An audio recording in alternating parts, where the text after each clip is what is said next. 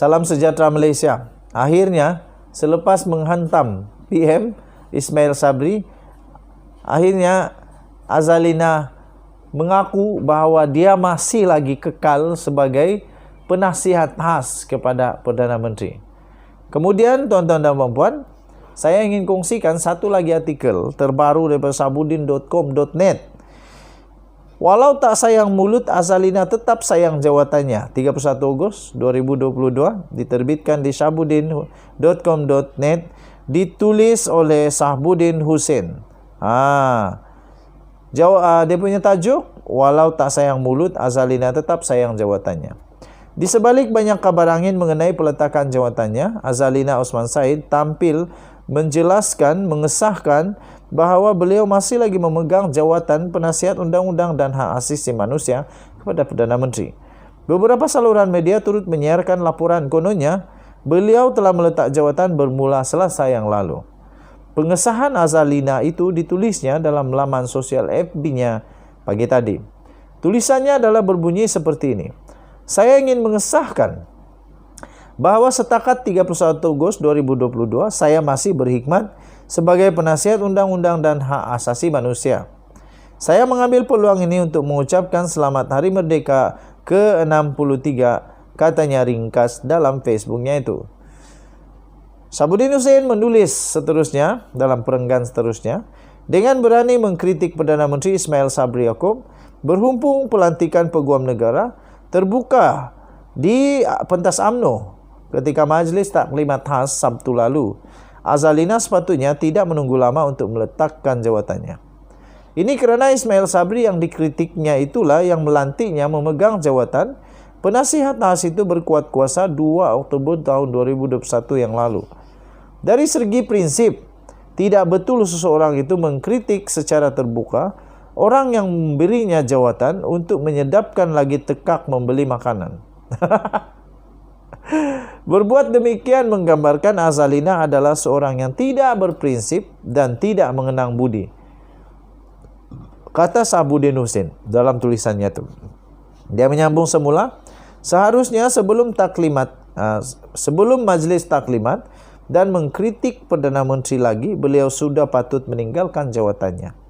Namun, melalui pengesahan bahawa beliau masih lagi memegang jawatan yang dilantik oleh Ismail Sabri itu, ini bermakna Azalina tetap sayang kepada jawatannya. Walaupun beliau tidak sayang mulut untuk secara terbuka dan gembira mengkritik bos sendiri. Kemudian Sahbudin Hussein menutup tulisannya itu dengan, tak malu ke? Wah, penutup dia itu memang panas, bikin sakit telinga.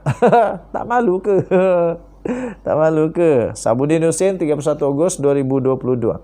Tuan-tuan dan puan-puan yang dihormati sekalian, seperti pendapat Sahbudin Hussein tadi, patut Azalina meletak jawatan. Kamu setuju atau tidak perkara itu? Pada pendapat saya, kalau dia memang betul-betul mau letak jawatan, biar pi ya. Hak tu hak dia. Tapi kalau dia tidak mau letak jawatan, hak tu pun hak dia jugalah. Negara demokrasi boleh cakap apa saja yang dia mau selagi tidak salah undang-undang. Selagi dia tidak salah undang-undang, yang ini mungkin salah prinsip saja. Tetapi tidak salah secara undang-undang. Jadi biarlah PM Ismail Sabri Yaakob sendiri yang berurusan dengan Azalina. Dan Azalina biarlah dia sendiri yang pikir-pikirkan seterusnya. Denyut Nadi, suara rakyat bergema di channel ini. Bye-bye. Salam sejahtera Malaysia. Akhirnya, selepas menghantam PM Ismail Sabri, akhirnya Azalina mengaku bahawa dia masih lagi kekal sebagai penasihat khas kepada Perdana Menteri. Kemudian, tuan-tuan dan puan-puan, saya ingin kongsikan satu lagi artikel terbaru daripada sabudin.com.net. Walau tak sayang mulut, Azalina tetap sayang jawatannya. 31 Ogos 2022, diterbitkan di sabudin.com.net, ditulis oleh Sahbudin Hussein. Dia punya tajuk, walau tak sayang mulut, Azalina tetap sayang jawatannya. Di sebalik banyak kabar angin mengenai peletakan jawatannya, Azalina Osman Said tampil menjelaskan, mengesahkan bahawa beliau masih lagi memegang jawatan penasihat undang-undang dan hak asasi manusia kepada Perdana Menteri. Beberapa saluran media turut menyiarkan laporan kononnya beliau telah meletak jawatan bermula Selasa yang lalu. Pengesahan Azalina itu ditulisnya dalam laman sosial FB-nya pagi tadi. Tulisannya adalah berbunyi seperti ini. Saya ingin mengesahkan bahawa setakat 31 Ogos 2022, saya masih berkhidmat sebagai penasihat undang-undang dan hak asasi manusia. Saya mengambil peluang ini untuk mengucapkan selamat Hari Merdeka ke-63, katanya ringkas dalam Facebook-nya itu. Sabudin Husin menulis seterusnya dalam perenggan seterusnya, dengan berani mengkritik Perdana Menteri Ismail Sabri Yaakob, berhumpung pelantikan Peguam Negara terbuka di pentas UMNO ketika Majlis Taklimat Khas Sabtu lalu. Azalina sepatutnya tidak menunggu lama untuk meletakkan jawatannya. Ini kerana Ismail Sabri yang dikritiknya itulah yang melantiknya memegang jawatan penasihat khas itu berkuat kuasa 2 Oktober tahun 2021 yang lalu. Dari segi prinsip, tidak betul seseorang itu mengkritik secara terbuka orang yang memberinya jawatan untuk menyedapkan lagi tekak membeli makanan. Berbuat demikian menggambarkan Azalina adalah seorang yang tidak berprinsip dan tidak mengenang budi, kata Sabudin Husin dalam tulisannya itu.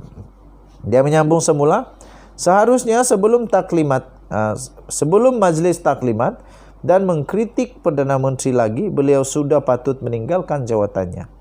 Namun, melalui pengesahan bahawa beliau masih lagi memegang jawatan yang dilantik oleh Ismail Sabri itu, ini bermakna Azalina tetap sayang kepada jawatannya. Walaupun beliau tidak sayang mulut untuk secara terbuka dan gembira mengkritik bos sendiri. Kemudian Sabudin Husin menutup tulisannya itu dengan, tak malu ke? Wah, penutup dia itu memang panas, bikin sakit telinga. Tak malu ke? Tak malu ke? Sabudin Husin, 31 Ogos 2022. Tuan-tuan dan puan-puan yang dihormati sekalian, seperti pendapat Sabudin Husin tadi, patut Azalina meletak jawatan. Kamu setuju atau tidak perkara itu? Pada pendapat saya, kalau dia memang betul-betul mau letak jawatan, biar pi ya. Hak tu hak dia. Tapi kalau dia tidak mau letak jawatan, hak tu pun hak dia jugalah.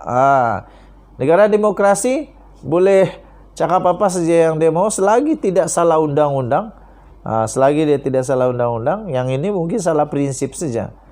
Tetapi tidak salah secara undang-undang.